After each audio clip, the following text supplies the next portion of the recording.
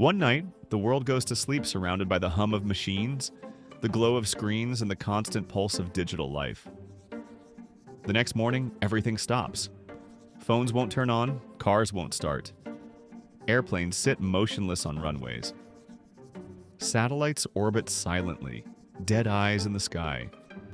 Every piece of technology, from the simplest light bulb to the most complex supercomputer, has ceased to function.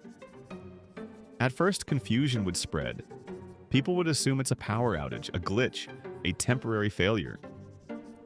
But when backup generators refuse to start, when no radio signals come through, when even mechanical devices fail mysteriously, a terrifying realization sets in. Technology itself no longer works. Cities would descend into chaos almost immediately. Elevators stop mid-floor, trapping people inside. Trains grind to a halt, planes grounded forever. Hospitals stripped of life support machines face mass tragedy.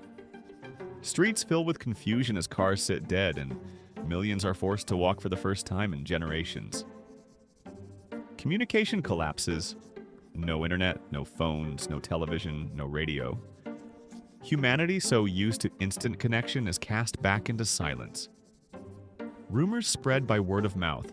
Fear multiplies, and misinformation flourishes with no way to confirm the truth. Governments cannot organize responses, militaries cannot command, and economies vanish in a single night. Food and water quickly become the next crisis. Modern farming depends on machines, transportation, and refrigeration.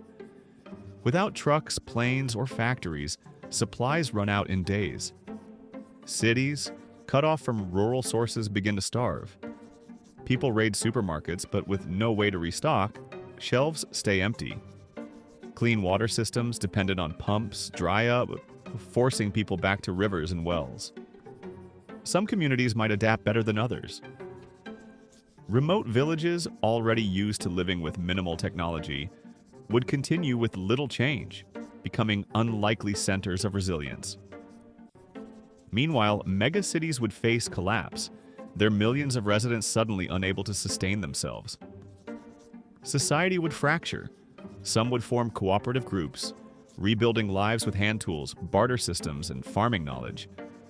Others would turn to violence, looting and fighting for scarce resources.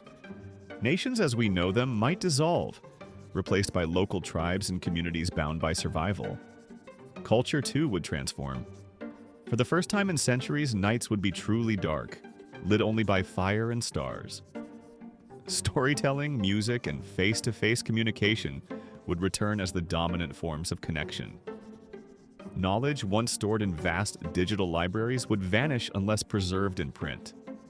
A desperate race to protect books and physical records would emerge as people realize history, science, and medicine risk being lost forever.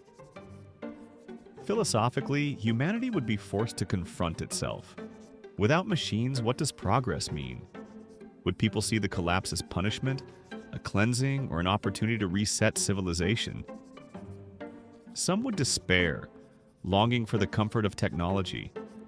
Others would rediscover forgotten rhythms of life: sunrise and sunset, seasons, human labor, and silence.